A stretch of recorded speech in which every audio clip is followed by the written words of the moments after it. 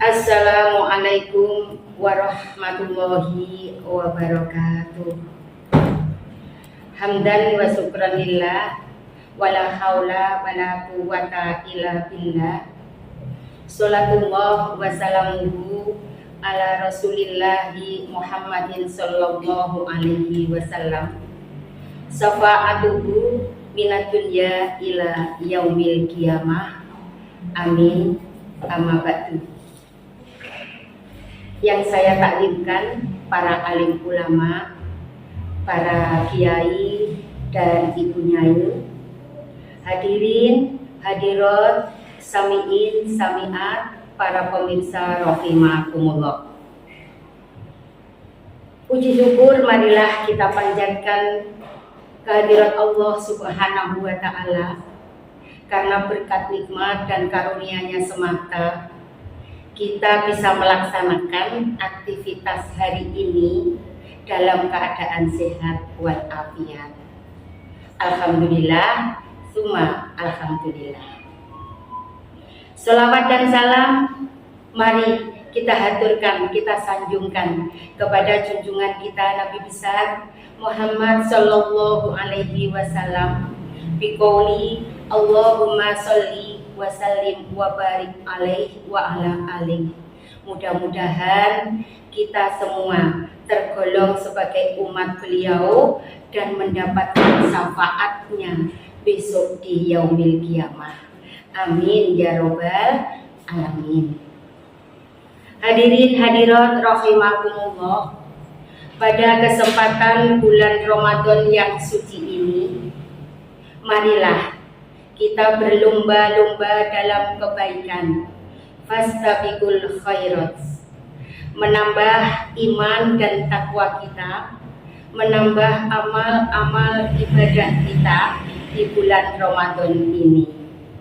Untuk itu, dalam kesempatan kali ini saya akan mencoba menyampaikan ringkasan atau tausiah singkat yang dalam judul keutamaan sholat tarawih di bulan Ramadan. Hadirin hadirat, samiin samiat rahimakumullah. Sholat tarawih adalah ibadah sunnah di bulan Ramadan yang sangat banyak pahala dan ganjarannya. Dan ibadah sholat tarawih banyak sekali keutamaan bagi yang ikhlas melaksanakannya. Dari berbagai keutamaan sholat tarawih akan saya sampaikan beberapa saja.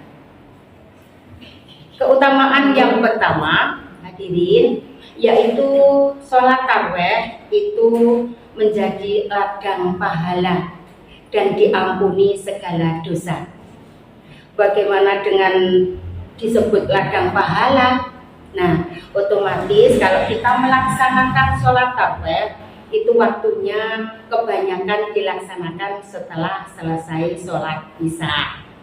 Nah, otomatis baru saja kita melaksanakan berbuka puasa, otomatis kita makan, kita minum, dan makan takjil.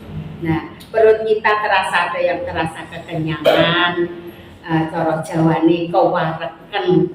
Nah, begah, akhirnya kita merasa ngantuk itu mesti mengikuti yang perut penuh itu tadi. Nah, rasa malas dan aras-arasan itulah muncul. Akhirnya kita malas untuk ke mushola, malas ke masjid untuk melaksanakan sholat tarawih tersebut. Nah, disitulah Allah menyediakan pahala yang besar sekali bagi yang ikhlas melaksanakan. Untuk itu marilah kita jadikan ladang pahala, kita meraih ladang pahala dan bisa diampuni segala dosa tersebut. Hadirin hadirat rahimakumullah, sebagai keutamaan yang kedua, sholat tarawih itu bisa menjadi ladang rezeki atau melapangkan rezeki Bagaimana sholat tarawih kok bisa melapangkan rezeki? Karena kita sholat tarawih tidak mendapatkan apa-apa, pulang juga tidak mendapatkan apa-apa. Begini hadirin, sholat tarawih itu biasanya dilaksanakan secara berjamaah. Nah, di dalam berjamaah ini mesti lebih dari satu. Jadi kita di situ bertemu dengan saudara, dengan teman, dengan sahabat, dengan bestie-bestie kita, dan juga dengan sanak saudara. Dengan mengadakan berjabat tangan, bersalam-salaman, di sini diartikan silaturahmi.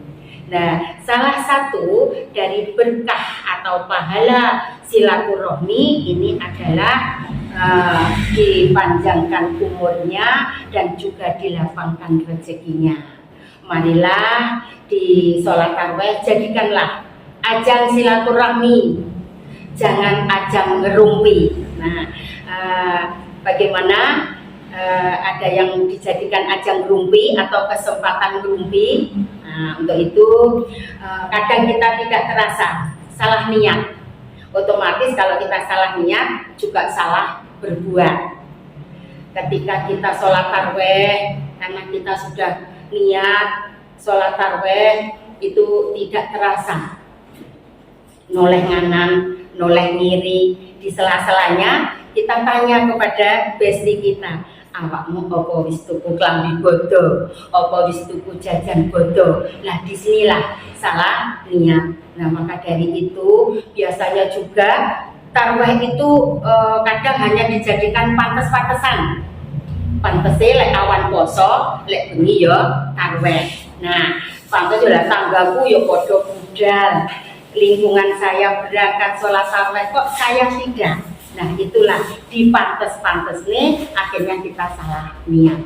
Hadirin, maka mari kita benarkan niat kita agar kita mendapatkan berkahnya sholat tarawih, berkahnya di bulan Ramadan, supaya tidak salah niat dan tidak mendapatkan apa-apa. Hadirin hadirat rahimakumullah, sebagai keutamaan yang ketiga.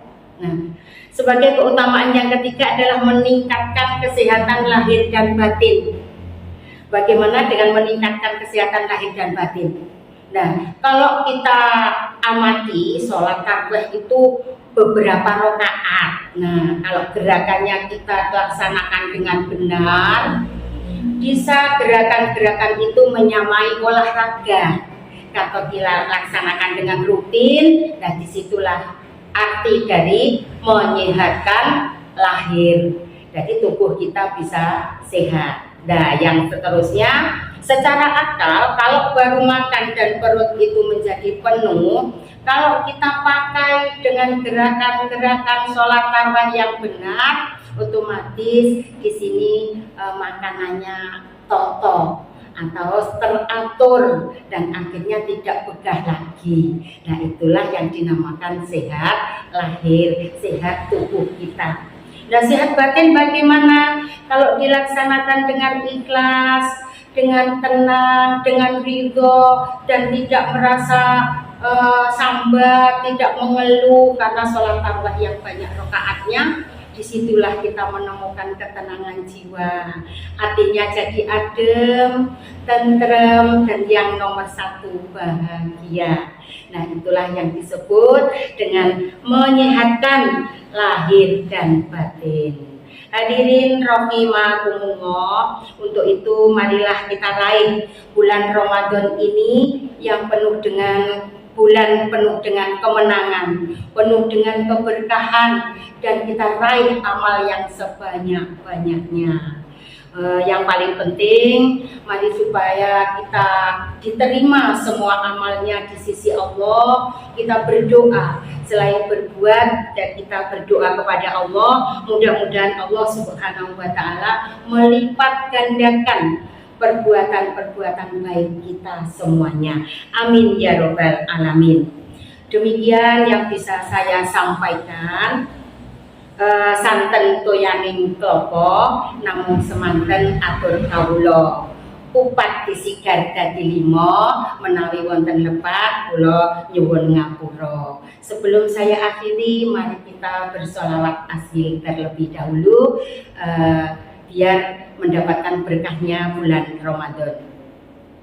Allahumma sholli ala sayyidina Muhammad wa asghili zalimin bidzalimin wa akhrijna min bainihim salimin wa ala alihi wa sahbihi ajma'in. Amin ya rabbal alamin. Mudah-mudahan kita semua diberi kesehatan lahir dan batin. Usikum wa nafsikum bitaqwallah. Wallahu muwaffiq ila aqwamit thoriq. Wassalamualaikum warahmatullahi wabarakatuh.